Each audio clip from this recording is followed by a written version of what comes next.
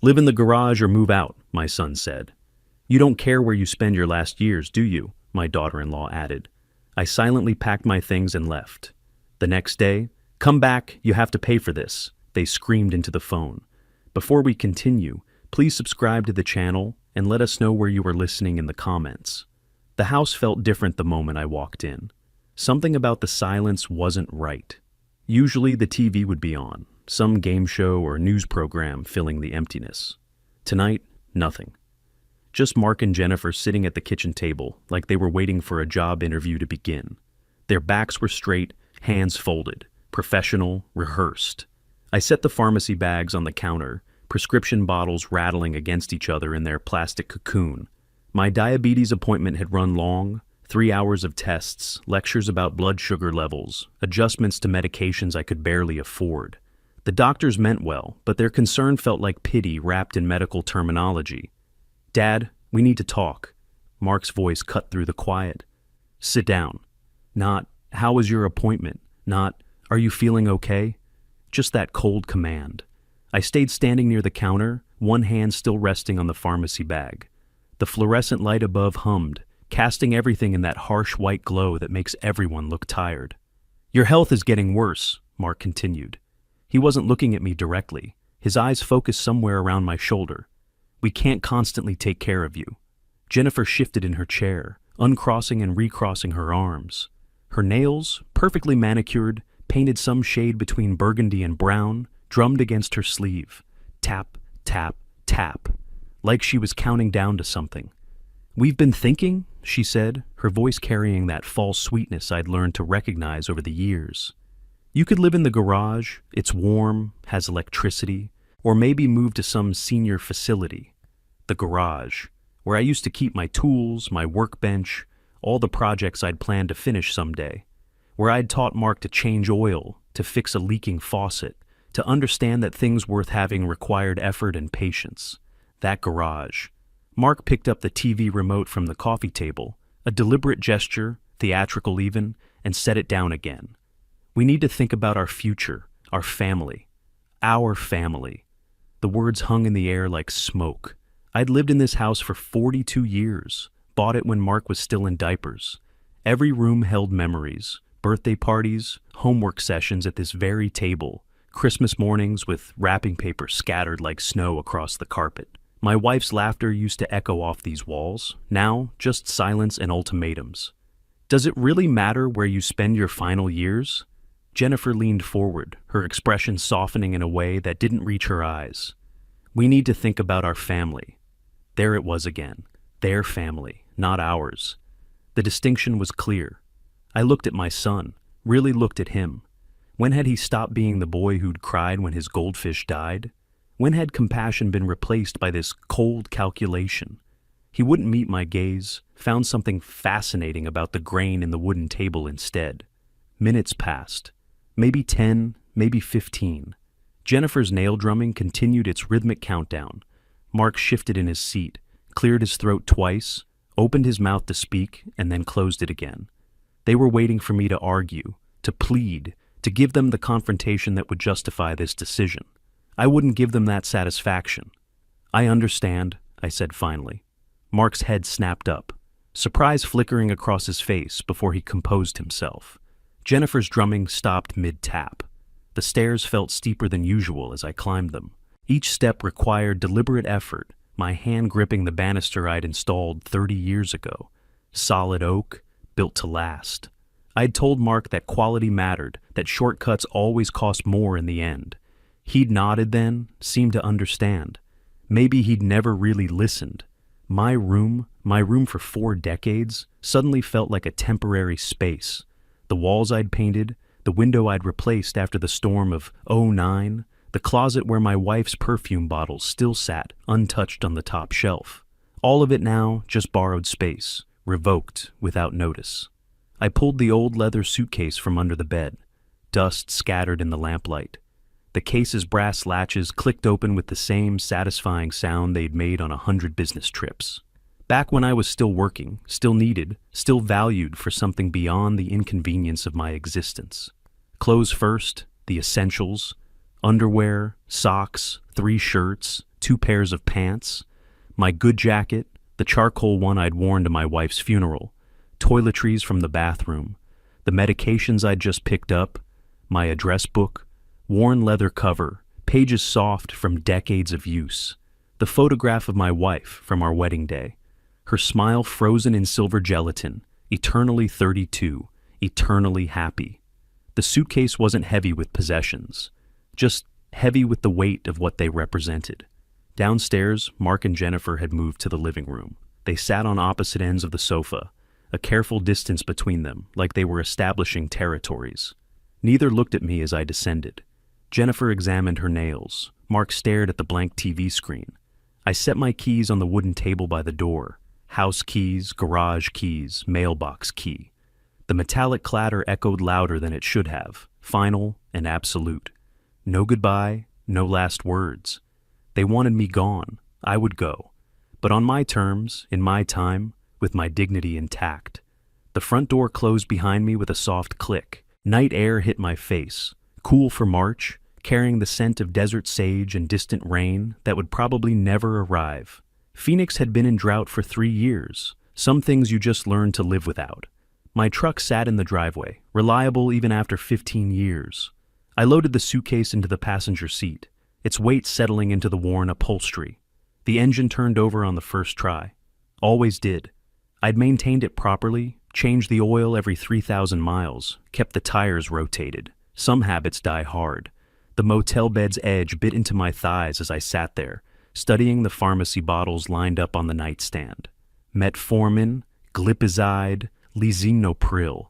Names that sounded like minor planets in some distant solar system. Each label bore its warnings, its instructions, its reminder that my body was slowly betraying me in ways Mark and Jennifer had simply accelerated. Desert Inn Motel, $49 a night. The carpet showed traffic patterns worn into its synthetic fibers. Water stains mapped the ceiling like continental drift. Through the thin walls, I could hear a couple arguing in Spanish, their voices rising and falling in passionate disagreement about something that probably mattered very much to them and not at all to anyone else. The phone rang. Not my cell phone. That sat silent in my jacket pocket. The landline on the nightstand, its cord coiled like a sleeping snake. I stared at it through 3 rings before picking up. "Dad, where are you?" Mark's voice carried an edge I didn't recognize. Panic?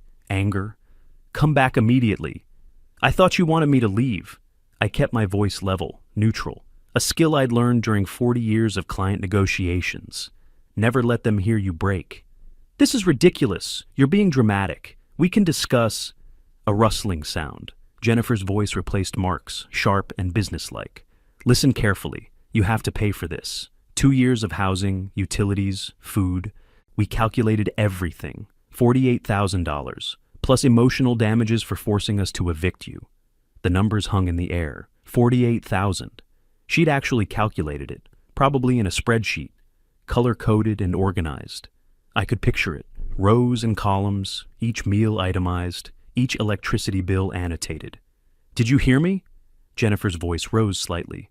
"We're filing paperwork this week. You'll be hearing from our lawyer." The line went dead. I set the receiver back carefully, precisely centered on its cradle. Through the window, I could see the payphone near the motel office, standing like a metal sentinel under a flickering streetlight. Relics, both of us. Outdated but still functional. My jacket held quarters in the inside pocket. Always did. Old habit from days when cell phones didn't exist and business calls required preparation. I counted out 6 quarters, grabbed my small notebook, another relic, wire-bound with a stiff cover, and walked across the parking lot. The payphone smelled like cigarettes and desperation. I fed it quarters, dialing from memory. Margaret Chen had lived 3 doors down for 26 years. She'd brought casseroles after my wife died, had watered my plants during business trips, had become the kind of neighbor that doesn't really exist anymore. "Margaret, it's Ralph." "Ralph!" Her voice carried genuine concern. "Why are you in a motel? I saw you leave last night with a suitcase. Are you all right?"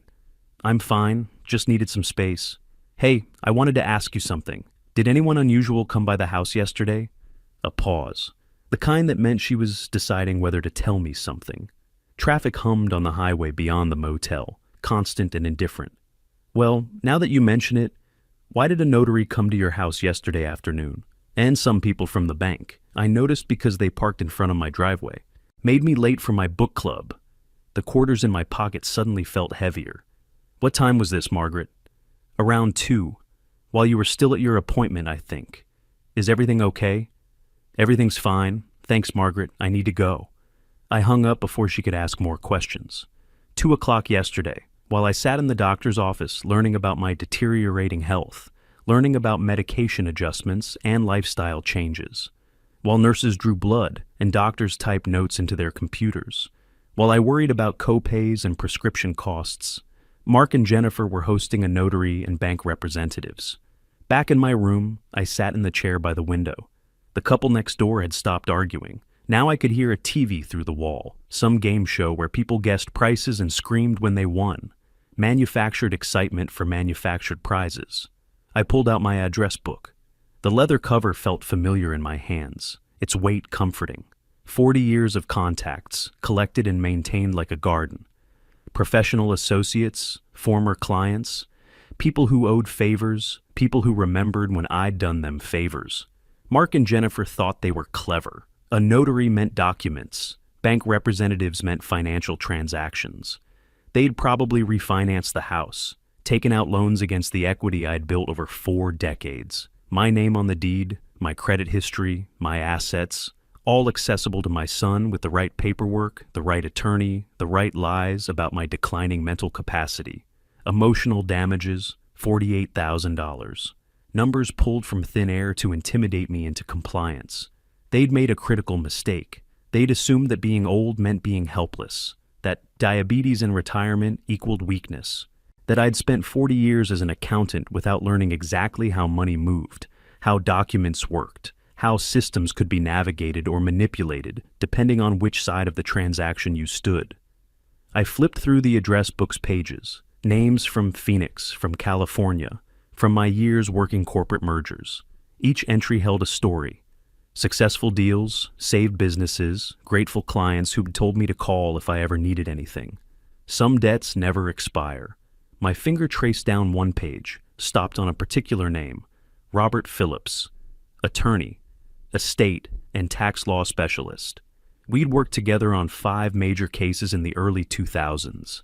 I'd uncovered financial irregularities that saved his client's company from bankruptcy. He'd written in his Christmas card last year, "Ralph, retirement doesn't mean I've forgotten. Call if you need anything." I checked my watch. Saturday morning, 9:15. Too early for business calls, but I could leave a message. My hand reached for the motel phone, then stopped. Better to wait until Monday. Give myself Sunday to organize documents, prepare a clear timeline. 40 years of accounting had taught me that preparation mattered more than speed. The notebook sat open on the table. I clicked my pen. Another relic, a Mont Blanc my wife had given me for our 20th anniversary, and began writing. Names, numbers, dates. Facts that Margaret had inadvertently confirmed. The timeline of betrayal, documented with the same precision I'd once used to track corporate assets. Sunday would be for gathering evidence. Monday for taking action. My medication sat waiting on the nightstand next to a plastic cup of water. Time for the morning dose. Routine anchoring chaos. Monday morning found me in the lobby of Phillips and Associates, my manila folder resting on my lap like a shield.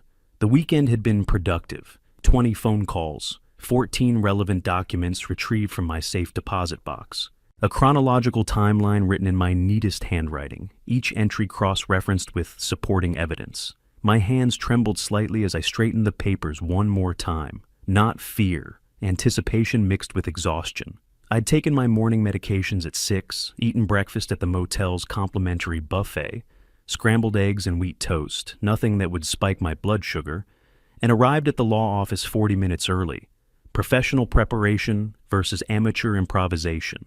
The lobby spoke of understated competence, leather chairs, original artwork, legal journals arranged on glass tables, a receptionist who'd greeted me by name when I'd called Friday to schedule this appointment. No flashy advertising, no desperate client chasing. Robert Phillips had built his practice on reputation and results. "Mr. Thompson?" The receptionist smiled professionally. "Mr. Phillips will see you now." His office matched the lobby's aesthetic: law degrees from Arizona State University and Georgetown, family photos showing a wife and 3 grown children, bookshelves lined with legal references and case files, organized by year and category. The desk held neat stacks of papers, each pile topped with a weighted paperclip. Someone who valued order and precision. Robert Phillips stood and extended his hand, mid-50s, reading glasses hanging from a cord around his neck. Suit jacket hung on a coat rack behind his chair. Working clothes, not costume. "Ralph, good to see you again, though I wish the circumstances were different." We'd met twice since those cases in the early 2000s. Once at a charity fundraiser, once at a professional conference. Enough interaction to establish mutual respect, not enough to be called friends. Perfect for what I needed. I set the manila folder on his desk. "I appreciate you seeing me on short notice. Your message said it was urgent. Family matter involving possible fraud." He settled into his chair, pulling a legal pad closer. "Walk me through it." 45 minutes later, he'd filled 6 pages with notes. I'd presented everything chronologically: the eviction, the phone call demanding money, Margaret's observations, the timeline I'd constructed. He'd asked pointed questions, drilling into specifics, requesting dates and documentation I'd already anticipated. Finally, he set down his pen and removed his reading glasses. "Ralph, I'm going to be direct with you. They exploited your trust in your son completely." His voice carried professional sympathy without condescension. "Based on what you've shown me, the house has been transferred to them. Full ownership." The confirmation hit harder than expected. Suspecting something and having it verified were different experiences. "What about the loans they took out?" My voice stayed steady. Years of presenting audit findings to hostile boards had taught me emotional control. Robert flipped through his notes. "Here's where it gets interesting. They took out $85,000 against the house, but they failed to notify the IRS about the ownership change within the required time frame. That's a federal tax violation." He leaned forward, his expression shifting from sympathy to strategic interest. "What does that mean?" I asked, though I already suspected the answer. "It means we can attack them through the tax service. The IRS doesn't care about family drama, but they care very much about unreported property transfers and undeclared income." He made another note on his pad. "Also, according to these documents you brought, they sold your antique clocks for $12,000 without paying sales tax or reporting the income." I remembered those clocks, 3 pieces I'd collected over 30 years. A 19th century French mantel clock, a German cuckoo clock from 1920, an English bracket clock that had belonged to my grandfather. Jennifer had always called them dust collectors. Apparently she'd found their actual value. "They thought I wouldn't notice or wouldn't care," I said. "They assumed I'd just disappear quietly." Robert picked up his phone. "Sandra, can you pull the current IRS complaint forms? Estate fraud and unreported income." He hung up and looked at me directly. "Ralph, this will get ugly. Family cases always do. Are you prepared for that?" "They started this fight. I'm just finishing it." The words came out harder than intended. "What do we need to do?" "First, we file formal complaints with the IRS. Second, we request a full audit of all financial transactions related to your property. Third, we document every asset they've liquidated without authorization." He pulled a business card from his desk drawer. "This is Karen Chen. She's a tax consultant who specializes in fraud cases. You'll need to meet with her this week." Sandra knocked and entered, carrying a stack of forms. Robert took them and set them between us. "These need to be completed in detail. Every transaction, every document, every conversation you remember." He clicked his pen. "Walk me through the notary visit again. What time did Margaret say they arrived?" "We worked for another hour, forms filled out in triplicate, witness statements prepared, evidence organized into chronological packets. My accounting background made the process smoother than Robert expected. He'd pause to explain something, and I'd already have the relevant document ready." Finally, he pushed back from his desk and looked at the organized stacks we'd created. "You know, Ralph, most people in your situation come in here emotional and disorganized. You came prepared like you were presenting a corporate audit." 40 years of practice. I collected the copies he had made for me. "What happens next?" "I submit these to the IRS tomorrow. They'll review the complaint, probably schedule an initial interview with you within 2 weeks. Meanwhile, Karen can help you document everything else they might have taken or sold. He handed me her card. Call her today, mention my name. I stood, folder now twice as thick with legal documents and copies. Thank you, Robert. One more thing. He walked around his desk. If they've committed tax fraud, they're facing penalties up to $25,000, plus interest, plus potential criminal liability if the IRS determines it was intentional. He paused. That doesn't even include what they owe you for the property they've stolen. The number should have brought satisfaction. Instead, I felt only cold determination. This wasn't about money. It was about justice, about teaching a lesson to people who had calculated that kindness equaled weakness. I'll call Karen this afternoon, I said.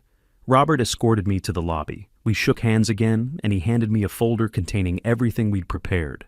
Ralph, for what it's worth, I'm glad you came to me. Some people just accept these situations. Let family take advantage because they think they have no choice.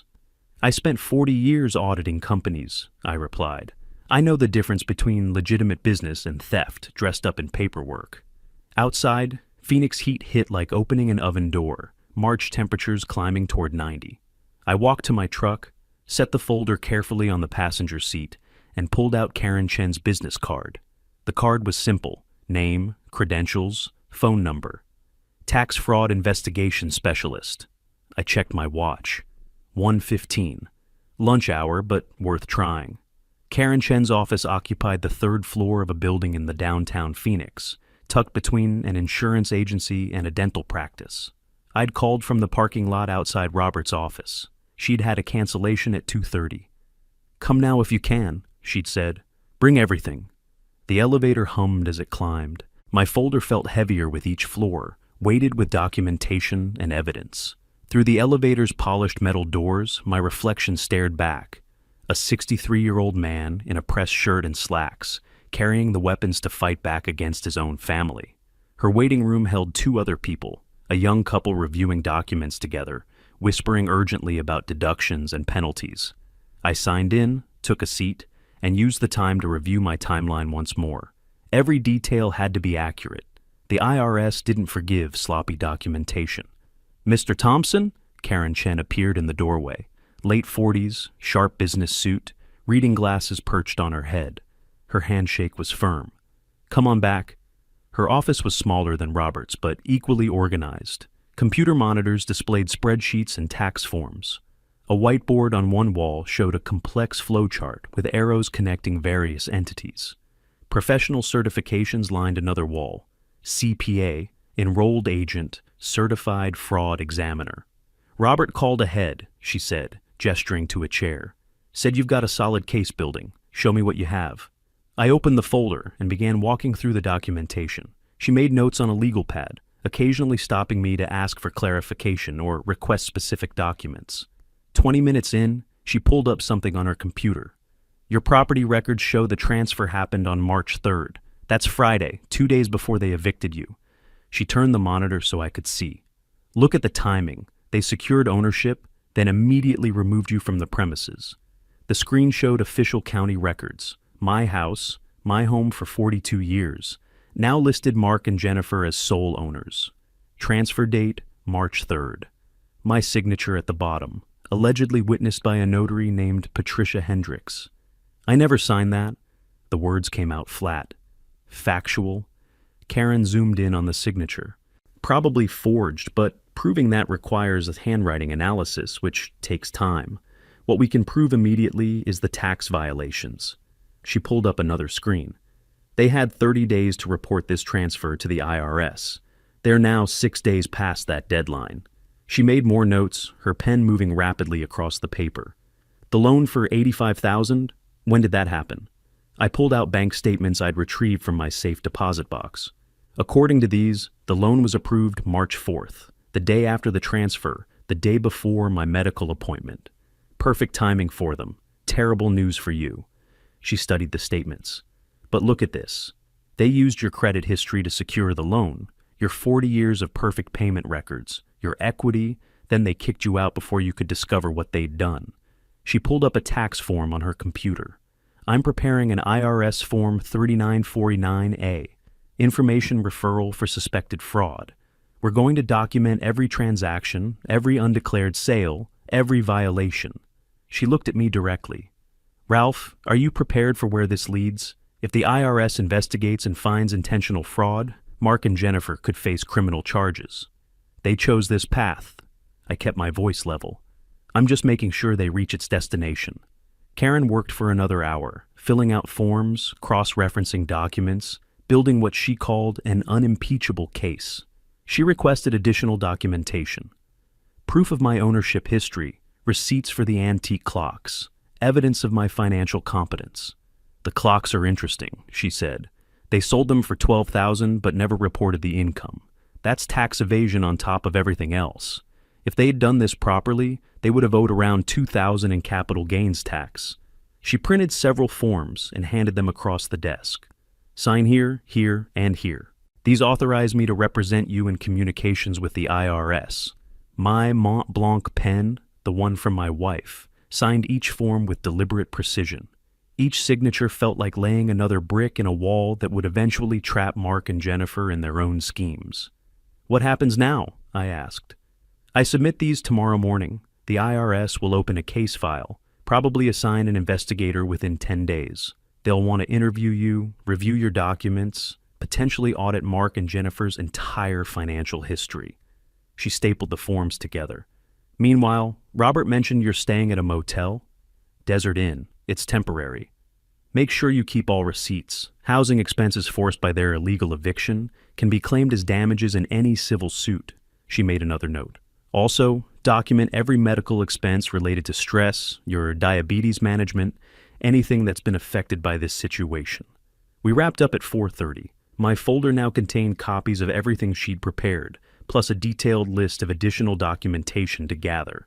As I stood to leave, Karen walked around her desk. Ralph, I've handled a lot of family fraud cases. Most victims are embarrassed, reluctant to fight back. You're different. I spent 40 years teaching people, including my son, that actions have consequences, I replied. Time he learned that lesson properly. The elevator ride down felt different than the ride up, lighter somehow. I'd entered this building with evidence. I was leaving with weapons. Outside, late afternoon sun painted the buildings gold. Traffic flowed past, everyone rushing to somewhere important. I walked to my truck, set the folder on the passenger seat next to the one from Robert's office, and sat behind the wheel.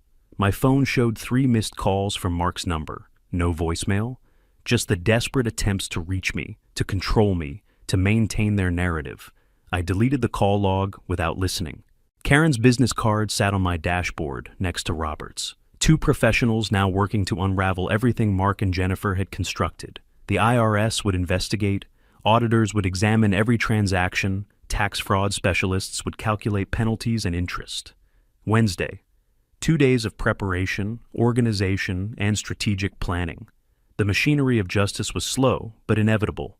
I checked my watch. 4:45. Time to return to the motel, take my evening medications, rest. Tomorrow I'd gather more documentation, call Margaret again about specific dates, document everything Karen had requested. Mark and Jennifer had spent 2 years planning their theft. They'd calculated, schemed, manipulated. They'd assumed their victim would be too old, too sick, too defeated to fight back. They'd made a critical miscalculation. I started the truck and pulled into Phoenix traffic, heading back toward the Desert Inn. The folder sat beside me, full of forms and evidence and the systematic destruction of my son's financial future. Some lessons cost more than others. Friday afternoon arrived with the kind of heat that makes Phoenix feel like an oven set to preheat. I sat in the motel room, reviewing documentation for what felt like the 100th time, when my phone rang. Robert Phillips's number lit up the screen. Ralph, good news. The IRS moved faster than expected. His voice carried professional satisfaction. They delivered the official notification this morning, certified mail. I set down the papers I'd been studying. All ready? Your case was flagged as priority due to the elderly victim classification and the obvious fraud indicators. He paused, and I could hear papers rustling on his end. They're required to sign for it. Someone at your old address received it at 11:43 this morning. 11:43. While I'd been taking my medications and eating lunch at a diner 2 miles from the motel, an IRS envelope was being handed to Mark or Jennifer. Official government letterhead. Case number. Preliminary investigation notice. What happens now? I asked. Now they panic. They'll try to find lawyers, but most attorneys won't touch a case this clearly fraudulent without substantial retainer fees. Robert's tone suggested he'd seen this pattern before. They'll make mistakes. Desperate people always do. After we hung up, I sat watching dust particles drift through the afternoon sunlight, streaming through the motel window. Somewhere across Phoenix, in the house I'd owned for 42 years, Mark was probably reading that letter. Jennifer was probably calculating their options and finding the numbers increasingly unfavorable. Margaret called 20 minutes later. "Ralph, I hope I'm not bothering you, but something strange is happening at your house." Her voice carried concern mixed with curiosity. "There's been yelling, loud enough that I could hear it from my garden, and a mail carrier delivered something that required a signature earlier." "What kind of yelling?" I kept my voice neutral, though satisfaction bloomed in my chest like desert flowers after rare rain. "Jennifer's voice mostly. Something about paperwork and lawyers. Mark tried calling someone multiple times. I only heard because my rose bushes are right along the fence line." She hesitated. "Ralph, are you in some kind of trouble?" "No, Margaret, I'm not in trouble. They are." I thanked her and promised to explain everything once it was finished. The next call came from an unknown number. I almost didn't answer, but something made me pick up. "Dad?" Mark's voice sounded strained, unfamiliar. "We need to talk." "Where are you?" "You told me to leave. I left." The motel room suddenly felt smaller, the walls pressing in. "What do you want, Mark?" "This IRS thing, it's just a misunderstanding. Some paperwork got filed incorrectly. We can fix it if you come home and—" "Home?" The word tasted bitter. "You evicted me from my home. You took out loans against my property. You sold my possessions." Each sentence came out measured, precise. "There's nothing to fix, Mark. There's only consequences." "Listen to me." His voice rose, then dropped to something closer to pleading. "Jennifer says we need to settle this. We can work out an arrangement.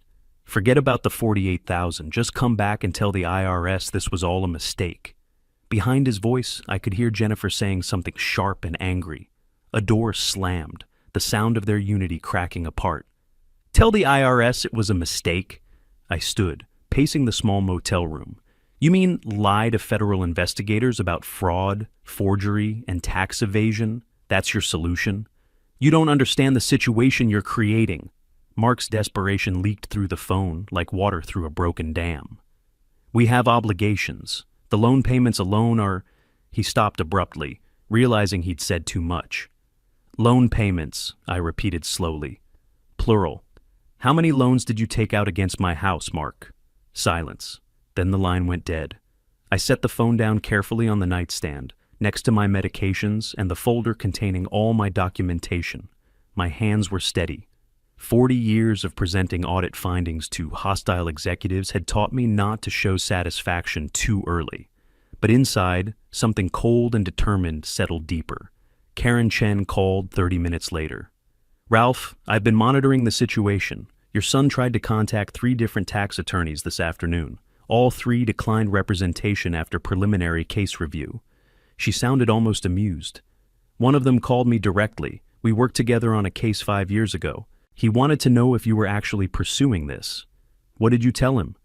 "That you're pursuing it with the full force of documentation and legal authority." She paused. "Ralph, they're going to get desperate. Desperate people make bad decisions. Don't engage with them directly. Let everything go through Robert and me." "Understood. One more thing. The IRS investigator assigned to your case is Maria Rodriguez. She's thorough, experienced, and she doesn't tolerate fraud, especially fraud targeting elderly victims." Karen's voice carried professional respect. "I've worked with her before. Your case is in excellent hands." After that call, I took my evening medications and sat by the window watching the sun set over Phoenix. Somewhere in this city, Mark and Jennifer were discovering that their carefully constructed theft had been built on sand. Every document they'd forged, every lie they'd told, every asset they'd stolen, all of it now under federal scrutiny. My phone buzzed with a text message. Unknown number. "We know you're doing this. You're destroying your own family. Mom would be ashamed." I stared at those words for a long time. My wife's memory invoked like a weapon. She'd loved Mark, had defended him even when he'd made poor choices, had always believed he'd eventually mature into the man she hoped he'd become. But she'd also taught him, tried to teach him, that integrity mattered, that shortcuts had consequences, that family meant supporting each other, not exploiting vulnerability. I deleted the message without responding. The motel room felt different now, not temporary but strategic, a command post from which I was orchestrating something my son had never anticipated. Accountability delivered with the same precision I'd once used to audit corporate malfeasance. Robert had said they'd make mistakes. I was counting on it. Every panicked phone call, every desperate attempt to find representation, every angry text message, all of it was evidence of consciousness of guilt. Legal terminology for people who knew they had done wrong. Night settled over Phoenix, bringing cooler temperatures and the distant sound of highway traffic. I opened my notebook and made today's entries. Certified mail delivery, 11:43 a.m. Margaret's call about yelling, 3:20 p.m. Mark's desperate phone call, 3:47 p.m. Karen's update about declined attorneys, 4:15 p.m. Documentation, evidence, the systematic construction of an unassailable case. Tomorrow was Saturday. I'd give them the weekend to panic, to scramble, to realize the depth of their situation. Monday, I'd meet with Robert and Karen again to plan the next phase. Patience had always been my greatest professional asset. 40 years of complex audits had taught me that rushing investigations led to mistakes. Better to be thorough, better to be certain, better to be inevitable. My phone lit up with another call from Mark's number. I didn't answer, let it go to voicemail, let him hear silence where he expected pleading or anger. Let him understand that this wasn't an emotional reaction, but a calculated response. The voicemail notification appeared. I didn't listen to it. Whatever he had to say, it didn't matter. The machinery of justice was in motion now, and no amount of begging or threatening would stop it. Outside my window, Phoenix continued its Friday evening rhythms. People heading home from work, families making weekend plans, normal life proceeding normally. Inside this motel room, I was dismantling my son's theft piece by systematic piece. Some lessons require federal investigations to teach properly. Monday morning found me back in Robert Phillips's office. But this time, I wasn't alone. Karen Chen sat across from him, her laptop open and displaying spreadsheets that tracked every financial irregularity Mark and Jennifer had committed.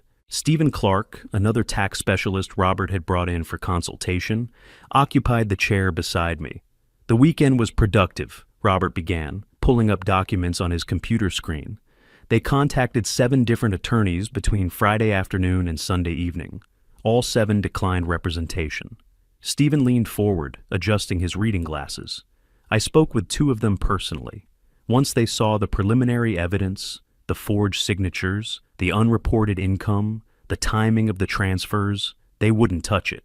No attorney wants to defend obvious fraud. Karen turned her laptop so I could see the screen. More interesting is what they did Saturday afternoon. Jennifer tried to open a line of credit using the house as collateral. The bank flagged it because there's already an IRS inquiry attached to the property records. I studied the timeline she'd created. Every action Mark and Jennifer had taken over the weekend was documented there, each one revealing increasing desperation. How do we know all this? I asked, though I suspected the answer. Professional networks, Robert replied. When someone tries to get legal representation for tax fraud in Phoenix, word travels, especially when the case involves forged property transfers and elderly victims. He pulled up another document. Also, Maria Rodriguez at the IRS contacted me directly this morning. She's expediting the investigation. Stephen pulled out a folder, thick with papers. I've been reviewing the complete financial picture. The $85,000 loan, that's just the start. They have credit card debt totaling $43,000, a car loan for $32,000, and they're 3 months behind on the utilities for your house. The numbers painted a clear picture. Mark and Jennifer hadn't stolen my house because they were greedy. They'd stolen it because they were drowning in debt and saw my property as a life raft. They're worse than broke, Karen added, making notes on her legal pad. They're in a debt spiral. That's why they demanded the $48,000 from you. They needed it to stay afloat. Robert pulled up another document, this one showing official IRS letterhead. Maria Rodriguez is scheduling formal interviews for next week.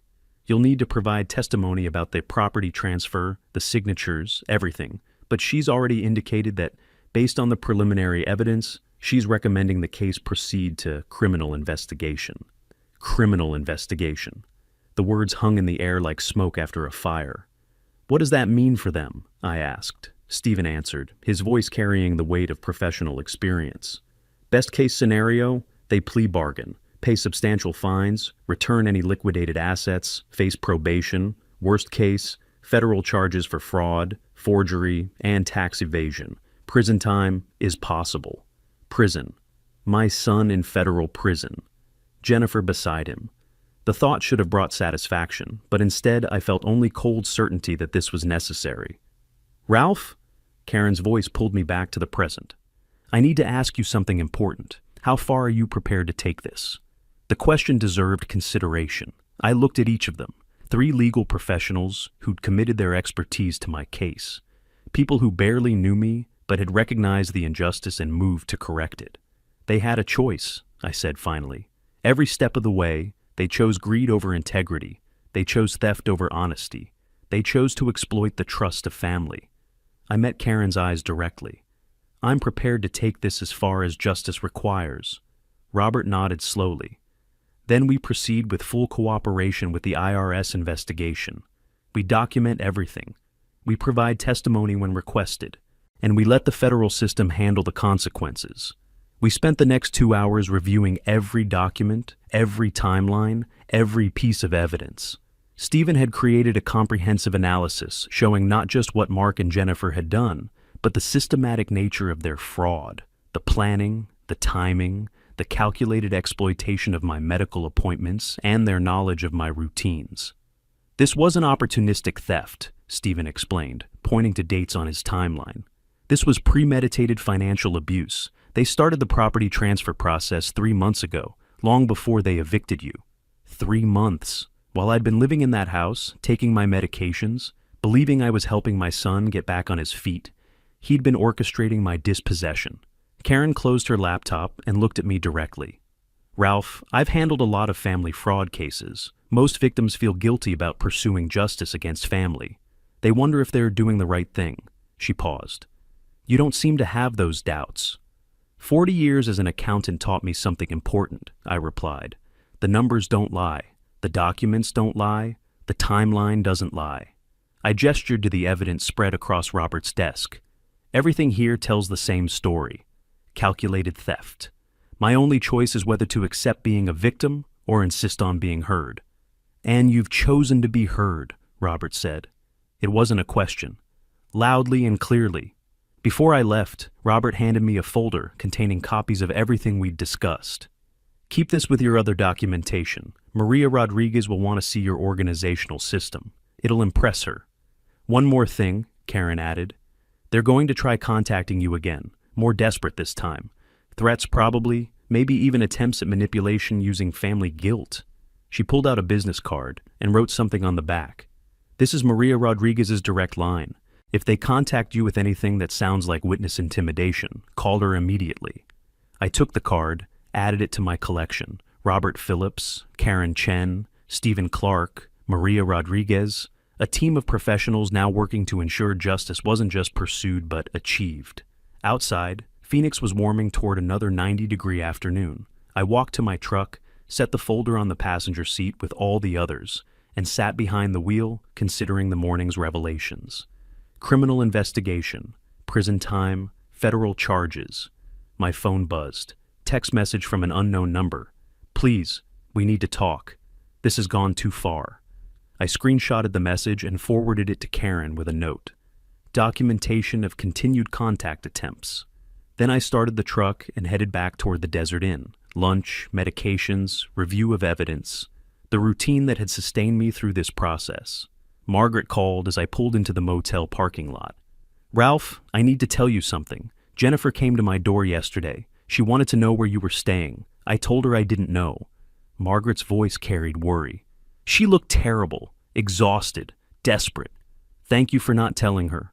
Ralph, what's happening? The whole street is talking about police cars visiting your house. Official-looking men in suits carrying briefcases. Justice, Margaret. That's what's happening. I pulled into my parking spot, the motel's neon sign flickering in the afternoon sun. I'll explain everything once it's finished, but know that I'm safe, I'm prepared, and I'm doing what needs to be done. After we hung up, I sat in the truck watching heat waves shimmer off the asphalt. Somewhere across Phoenix, Mark and Jennifer were discovering that every avenue of escape was closing, every attorney refusing their case, every financial institution flagging their transactions, every attempt to manipulate the situation only adding evidence to the federal investigation. They'd built a trap for themselves, baited it with greed, and walked in willingly. I'd simply ensured the door locked behind them. My phone showed 4 more missed calls from Mark's number. I deleted the notifications without checking the voicemails. Whatever he wanted to say, it didn't change the evidence. It didn't alter the documentation. It didn't stop the investigation. Tomorrow I'd return to Robert's office for additional preparation before my formal IRS interview. We'd review my testimony, ensure every detail was accurate, prepare for questions about signatures and dates and the systematic nature of their fraud. Professional preparation, methodical documentation, inevitable justice. The motel room welcomed me with familiar simplicity.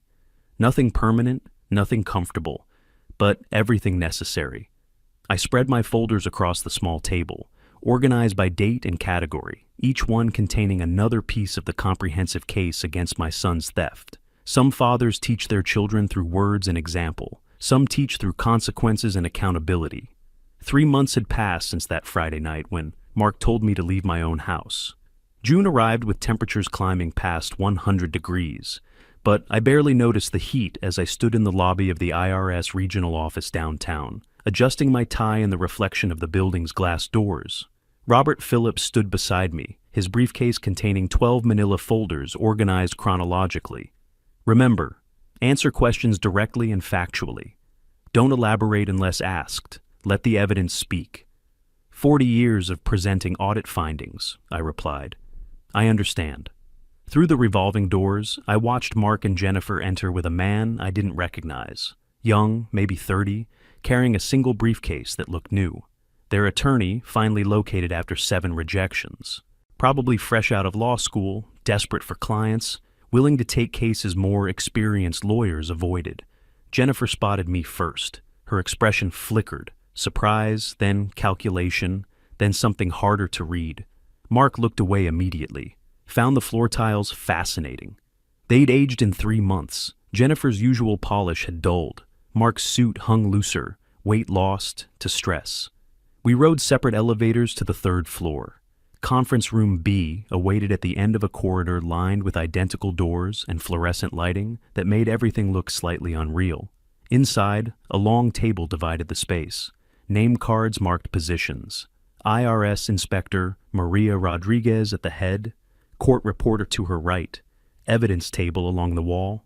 Maria Rodriguez stood when we entered, late 40s, gray suit, reading glasses on a chain, the bearing of someone who'd conducted hundreds of these hearings.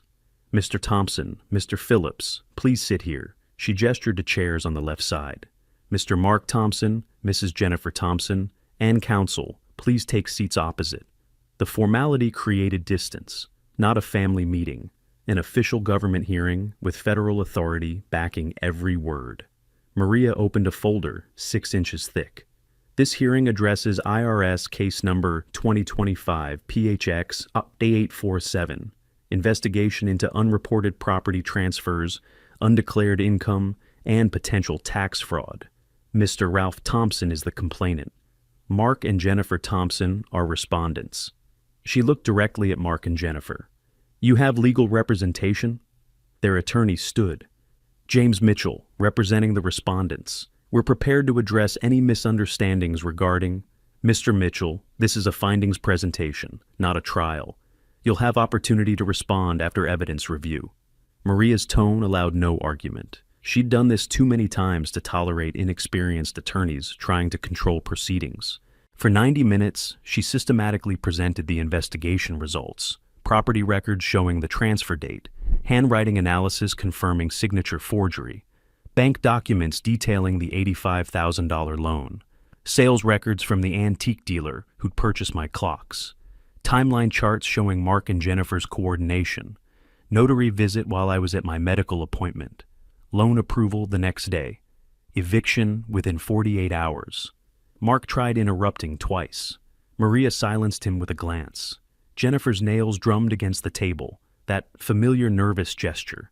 I noticed her manicure had chipped, small detail but revealing. She'd always maintained appearances perfectly, not anymore.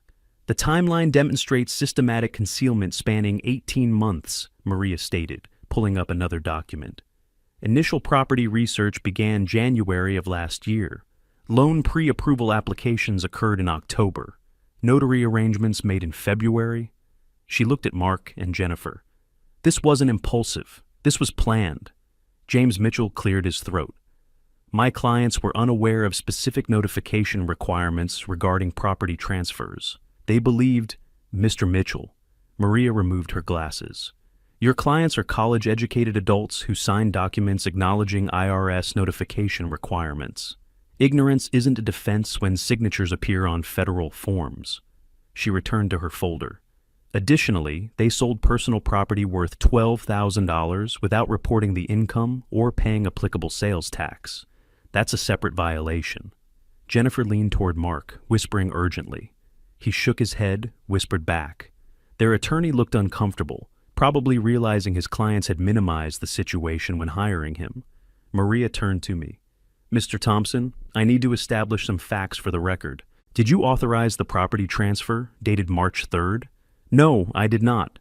Did you receive any compensation for property or possessions taken from your residence? Nothing. Were you aware of loan applications using your property as collateral? Not until after I was evicted from my home. The words came out steady, factual. 40 years of professional testimony had trained me well. When did you first suspect financial irregularities? Maria made notes while I spoke. When my neighbor mentioned a notary visiting my house while I was at a medical appointment. That same day, my son and his wife demanded $48,000 from me, claiming I owed them for housing costs. I kept my voice level. I trusted my son completely. That trust was betrayed for financial gain. Mark flinched. Jennifer's expression hardened. Maria reviewed several more documents, then set down her pen with deliberate precision. Preliminary findings indicate violations totaling $97,000, including penalties and interest. That breaks down as follows.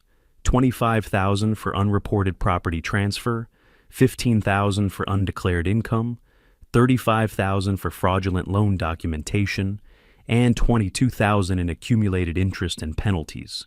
$97,000. The number hung in the air like smoke. Jennifer's face went pale. Mark started to stand, then sat back down heavily. Their attorney scribbled notes frantically, probably calculating whether he'd be paid. That's preliminary, Maria continued. Final determination pending additional review. However, given the systematic nature of violations and the targeting of an elderly family member, this case is being flagged for potential criminal investigation. She closed her folder. You'll receive official notification within 21 days via certified mail. That notification will include payment timelines, appeal procedures, and next steps. 21 days. 3 weeks for them to understand the full weight of consequences. Do respondents wish to make any statements for the record? Maria looked at Mark and Jennifer. James Mitchell leaned toward them, whispering. Mark shook his head. Jennifer whispered something sharp. More whispered argument. Finally, Mitchell spoke. My clients declined to make statements at this time. Very well, this hearing is concluded. Maria stood. All parties will receive documentation via certified mail. Mr. Ralph Thompson, thank you for your cooperation with this investigation. Robert and I gathered our materials while Mark, Jennifer, and their attorney remained seated, shell-shocked. In the hallway, Robert allowed himself a small smile. $97,000, that's higher than our estimate. The interest and penalties. I'd calculated them myself, knew the mathematics involved. Accumulates quickly when fraud is involved. We took the elevator down in silence. In the lobby, Robert turned to me. Ralph, you understand what happens next? They'll receive the official decision. Banks will be notified about the tax liens. Their loan will likely be accelerated, demanding immediate payment. I understand. We'd discussed this possibility. Mark and Jennifer couldn't pay $97,000, couldn't pay the original loan, couldn't pay their other debts. What's the timeline? 30 days from official notification. If they can't resolve the liens, the bank will initiate foreclosure proceedings. Robert studied my face. That was your house for 42 years. It stopped being my house when they forged my signature and stole it. The words came out harder than intended. I'm not trying to destroy them, Robert. I'm trying to teach them that actions have consequences. He nodded slowly. Well, they're learning. Expensive lesson. Outside, Phoenix heat hit like a physical force. June in Arizona, unforgiving and relentless. I walked to my truck, now permanently parked at a weekly rate motel closer to downtown. The Desert Inn had served its purpose, but I'd found something more stable. My phone rang as I started the engine. Margaret. Ralph? I just saw Mark and Jennifer drive up. They looked terrible. Jennifer was crying. What happened? I explained briefly, the hearing, the findings, the $97,000 judgment. Margaret was quiet for a long moment. That's more than their loan, isn't it? Considerably more? Ralph, what happens to them? They face the consequences of their choices, Margaret, same as anyone else. I checked my mirrors, preparing to pull into traffic. I need to go. I'll call you soon. The drive back to my motel took 20 minutes through downtown Phoenix traffic. In my room, I laid out the documentation Robert had given me, copies of everything presented at the hearing, timeline charts, the preliminary findings summary, $97,000 in violations, 3 weeks until official notification, 30 days after that for resolution or foreclosure. I opened my notebook and made today's entry. June 12th. Official IRS hearing. Systematic presentation of evidence. Preliminary judgment, $97,000. Mark and Jennifer visibly shocked. Attorney unprepared for scope of violations. Professional documentation. Evidence of process. The systematic approach that had characterized every step of this journey. 21 days until they received official notification. I'd wait. 3 weeks felt simultaneously endless and instantaneous. I spent them organizing, documenting, meeting with Robert to review potential scenarios. Karen Chen kept me updated on procedural timelines. Stephen Clark prepared financial projections showing various resolution paths, all of them impossible for Mark and Jennifer's situation. July 3rd arrived with temperatures pushing 110 degrees. My phone rang at 2:47 in the afternoon. Robert Phillips. Ralph, the official decision was delivered this morning. Certified mail. Someone at the house signed for it at 11:16. He paused. Bank notification went out simultaneously. First National received the tax lien documentation and immediately triggered their acceleration clause. How long do they have? I already knew the answer, but hearing it made it real. 30 days from today to satisfy the full loan balance plus the IRS judgment. After that, foreclosure proceedings begin. Robert's voice carried professional neutrality. That's $97,000 plus $85,000, $182,000. Ralph, they can't pay that. I know. After we hung up, I sat by the window watching heat waves shimmer off the parking lot asphalt. Somewhere across Phoenix, Mark and Jennifer were reading that official decision, calculating impossible mathematics, understanding that every avenue had closed. Margaret called 30 minutes later.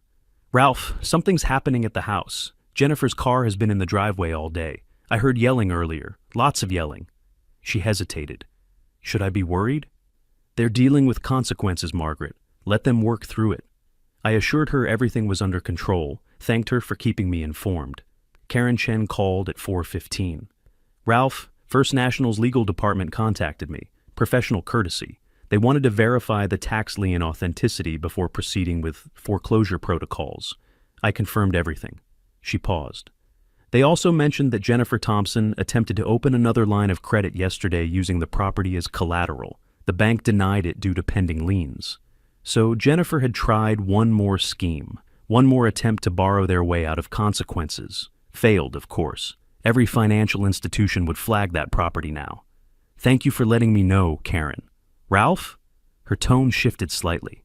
How are you feeling about all this? The question deserved consideration. How did I feel? Satisfied wasn't quite right. Vindicated came closer.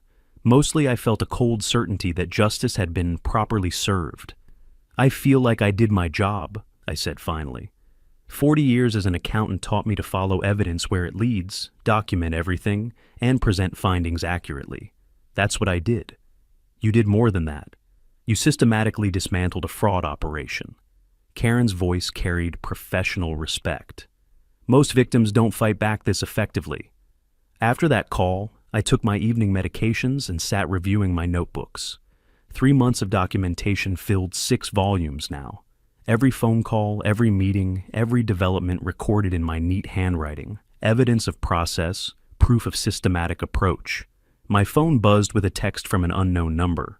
I almost deleted it without reading, but something made me look. Dad, please, we need to talk. This is insane. $182K, we don't have it. The house will be taken, please. No punctuation, desperation bleeding through abbreviated words. I screenshotted it and forwarded to Robert with a note.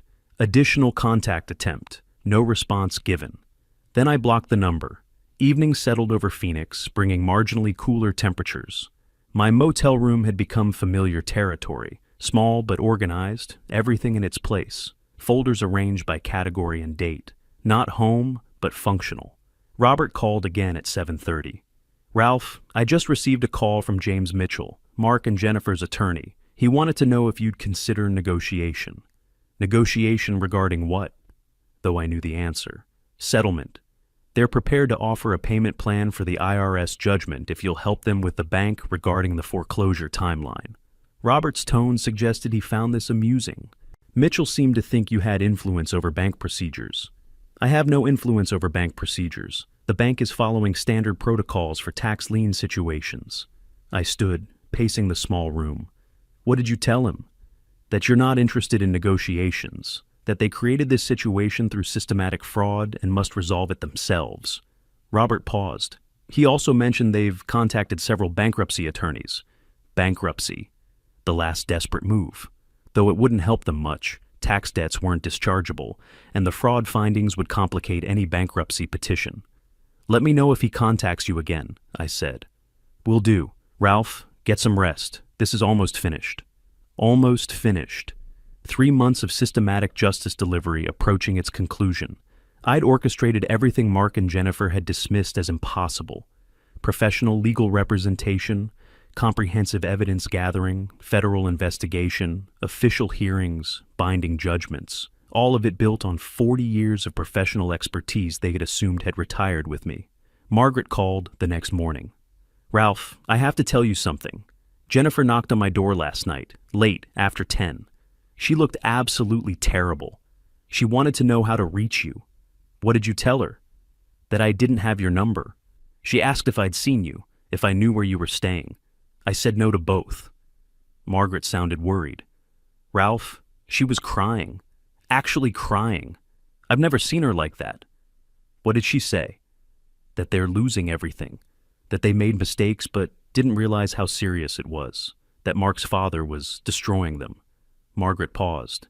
She said, destroying them, Ralph. Those exact words. Mark's father. Not using my name. Creating distance. Trying to make me the villain in a story where they'd committed fraud, forgery, theft, and financial abuse. Margaret, they destroyed themselves. I simply documented it. I thanked her and assured her she'd done nothing wrong by not providing information. The weekend passed slowly.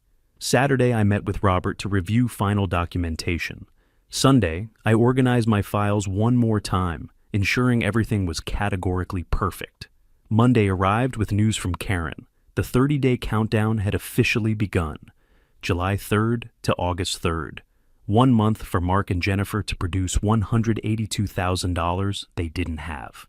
Tuesday afternoon, my phone rang with another unknown number. I considered not answering, but curiosity won. Dad?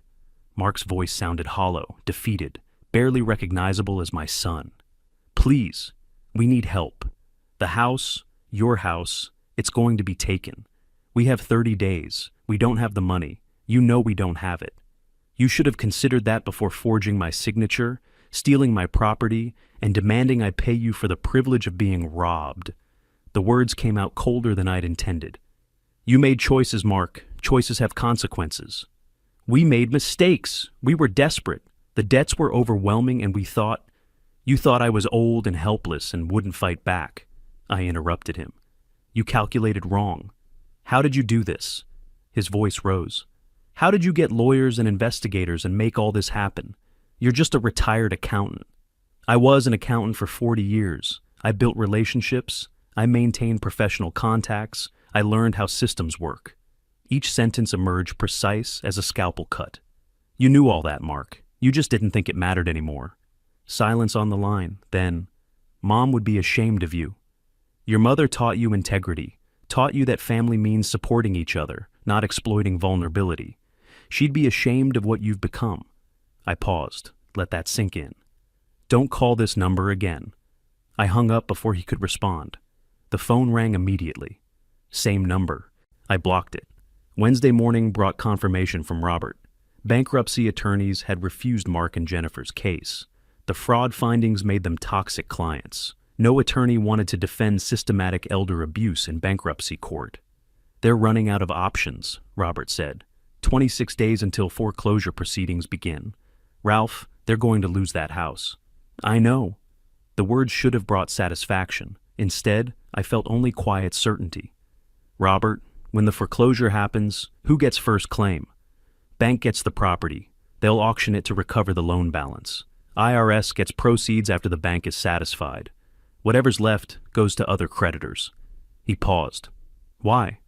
Just wanted to understand the process. After the call, I sat with my notebooks open, reviewing 3 months of systematic justice, from that Friday night in March to this Wednesday in July, from victim to strategist to victor. My phone buzzed with one final text from yet another unknown number. We underestimated you, completely underestimated you.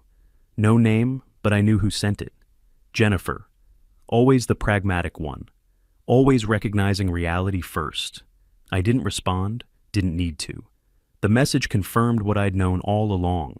They'd dismissed me as irrelevant, assumed age equaled weakness, calculated that a 63-year-old retired accountant posed no threat. They'd learned otherwise, expensively. August 15th. Robert Phillips's conference room felt like a funeral parlor, despite the late afternoon sun streaming through the windows. I studied the settlement documents spread across the table, my handwriting from months ago transformed into formal legal terminology. Same facts, different language. Mark and Jennifer entered with James Mitchell, their young attorney. 5 months had changed them. Mark's suit hung loose, gray appearing at his temples. Jennifer's previously perfect nails were bitten short.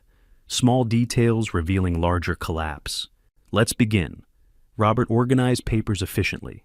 The settlement terms are clear. Ralph, the property transfers back to you with clean title.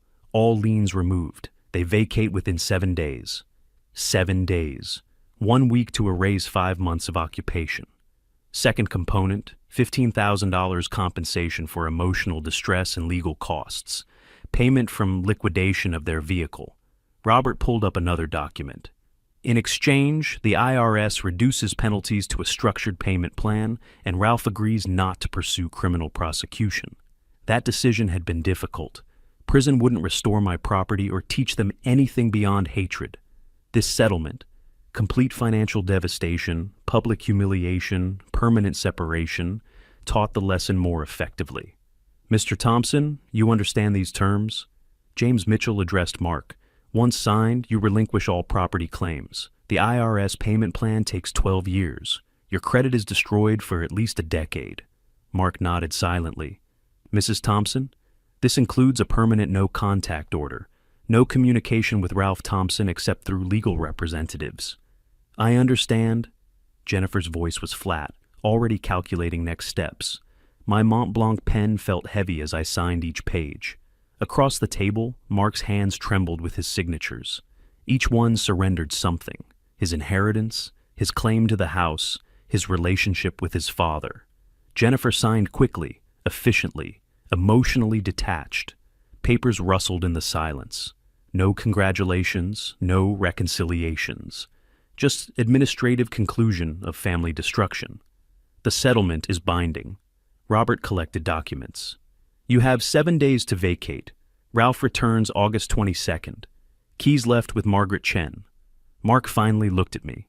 Recognition of complete defeat mixed with dawning understanding of how thoroughly his father had outmaneuvered him.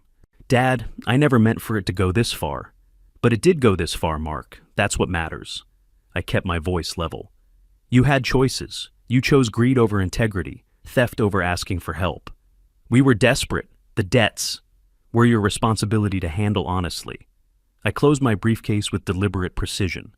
If you'd asked for help, I would have helped. Instead, you stole. You forged. You calculated I was too old to fight back. You calculated wrong. Jennifer remained silent, her cold pragmatism recognizing that arguing wouldn't change anything. Mark started to respond, then simply picked up his copies and left. Jennifer followed without a glance.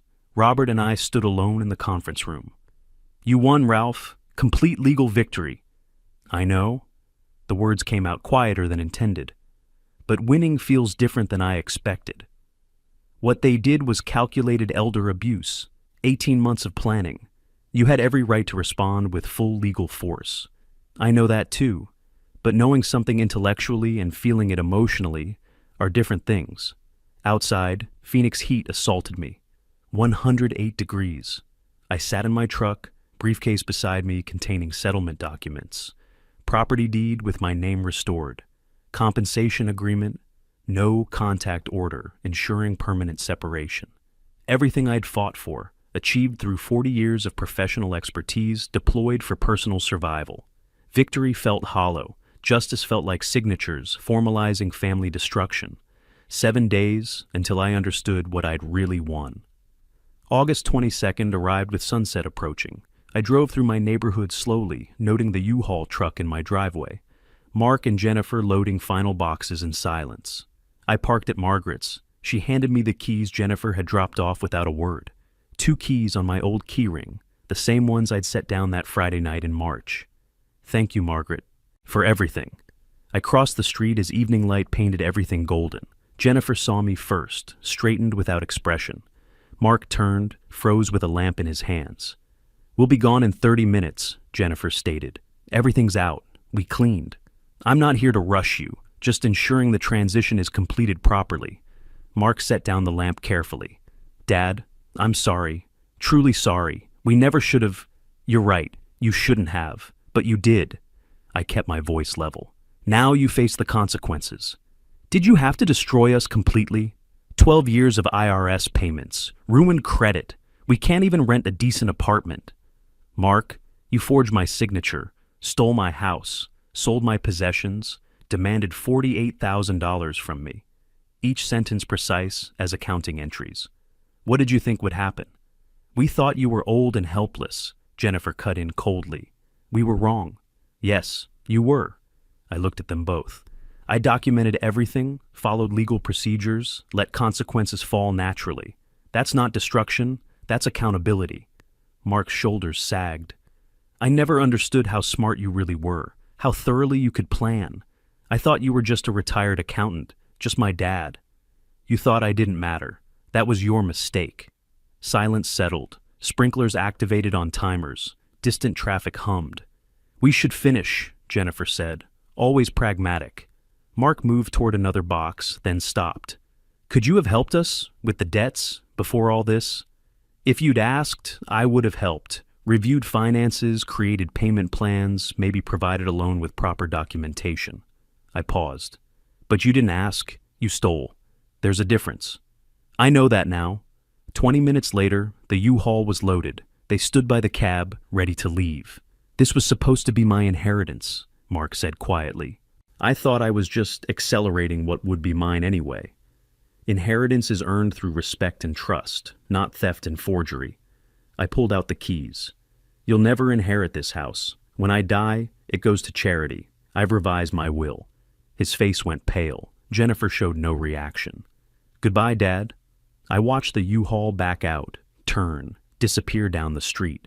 Mark's face visible in the mirror one last time before the corner. The street felt emptier. My driveway showed oil stains. The yard needed watering. My key slid into the lock with familiar precision. The door opened onto my living room after 5 months. Everything looked different, cleaned but changed, furniture rearranged, walls discolored where pictures had hung. the smell of strangers in familiar space.